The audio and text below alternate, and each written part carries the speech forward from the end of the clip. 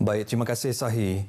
Bimbang akan peningkatan kes rempuhan kenderaan maut di sepanjang lebuh raya Pen Borneo, kerajaan mengarahkan ketua-ketua masyarakat di seluruh negeri memainkan peranan masing-masing. Timbalan Perdana Menteri Datuk Seri Fadillah Yusof berkata usaha itu penting dalam memberi kesedaran betapa kecuaian pengguna jalan raya menyumbang kepada kehilangan nyawa. Katanya lagi, dari Januari hingga Jun tahun ini sahaja, pihaknya merekodkan 1,537 kes rempuhan dan 355 daripadanya merupakan kes rempuhan maut. To us, if you ask me personally, it's not about the numbers. Kalau dapat kita nak elakkan berlakunya kemalangan maut. Satu nyawa hilang is a big loss to our country. A big loss to the family also. Nah. So, it's not about the numbers. Datuk Seri Fadillah berkata demikian kepada pemberita selepas Majlis Perasmian Jelajah Advokasi Keselamatan 2023 Lebuh Raya Pen Borneo di Dewan Baitul Mal Kuching pagi tadi. Dalam pada itu, beliau turut memberitahu Lebuh Raya Pen Borneo Sarawak kini mencapai 96% siap. Hanya terdapat 3 seksyen yang masih tergendala termasuk Simpang Lambir, Bukit Bengunan dan Sarike. Namun, beliau optimis ia dapat disiapkan sepenuhnya menjelang awal tahun depan. Seramai 352 ketua kaum dan ketua masyarakat di Kuching turut serta dalam advokasi sehari itu. Baik, ini berita gembira untuk semua kaki tangan Lembaga Kemajuan Bintulu BDA akan menerima bonus 1 bulan setengah gaji yang diumumkan oleh Premier Sarawak Dato' Patinggi Tan Sri Abang Johari semalam.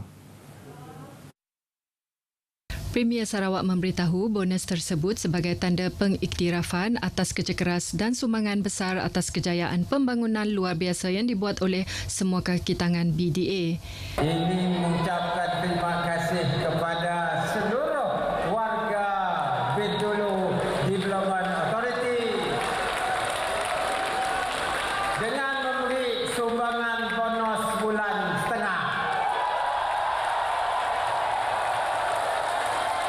Kepada seluruh warga BDA di semua peringkat, dan saya harap dengan bonus ini pendapatan BDA mestilah bertambah lagi supaya bonus akan sentiasa diberi.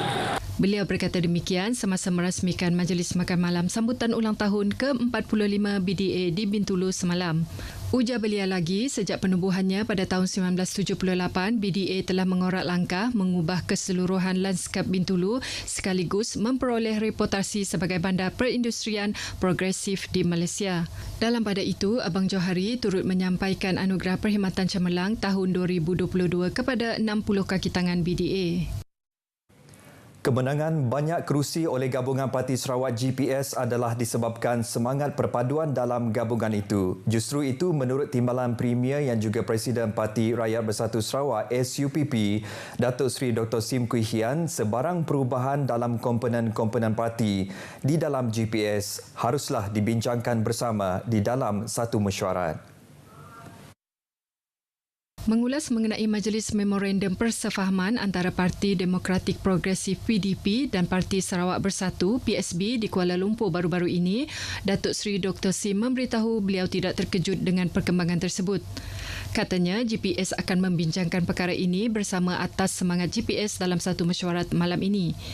Beliau percaya kejayaan GPS selama ini adalah berdasarkan kestabilan perpaduan dan konsensus dalam kalangan parti komponen dalam membawa parti itu ke hadapan. Namun, beliau turut menyifatkan karakter sesetengah individu tetap tidak akan berubah.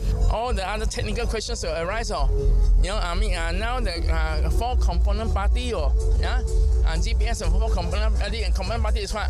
PDP, PRS, SUPP and PBB.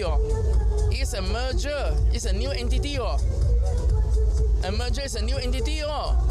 So that technically with us the legal people, it's no longer PDP. Now we see lah. Jelasnya lagi, antara pertanyaan yang bakal timbul adalah PDP akan kekal menggunakan nama PDP atau memperkenalkan nama baru sekiranya kedua parti itu digabungkan. Beliau ditemui media selepas merasmikan Festival Kebudayaan Borneo yang diadakan di dataran Tun Tuanku Bujang Sibu malam tadi. Festival itu bakal berlangsung selama 10 hari sehingga 23 Julai kelak. Baik, projek pembinaan 5 bulatan di sepanjang laluan Kuching Samarahan Expressway dengan kos RM72.7 juta dijangka siap pada Oktober tahun ini.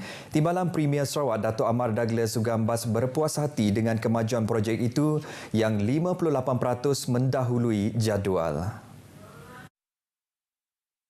Jelasnya, projek pembinaan 5 bulatan itu perlu disiapkan segera berikutan ia adalah laluan yang sama bagi transit aliran autonomi ART.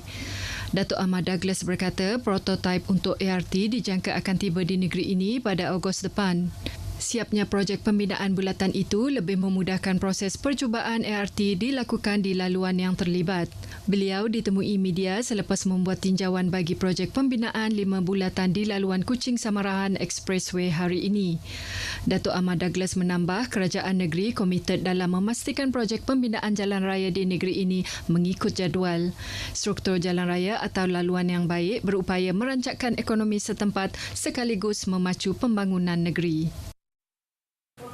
Kementerian Perdagangan Dalam Negeri dan Kos Sara Hidup KPDN menyeru pihak pasaraya di negeri ini dalam menjayakan jualan rahmah bergerak. Pengarah KPDN Sarawak Matthew Dominic Barin berkata, jualan rahmah bergerak ini berkonsepkan penjualan barangan keperluan asas ke kawasan yang jauh dari bandar dengan harga yang berpatutan. Langkah ini juga membantu golongan kurang berkemampuan mendapatkan bekalan barangan asas selain untuk meringankan beban mereka. Program jualan rahmah bergerak ini yang pertama kali kita buat. Sebab konsep kita bawa kedai-kedai ini pergi ke kawasan kampung, kawasan pedalaman lah. Macam di kawasan Lunduk itu adalah kampung yang berada di luar bandar.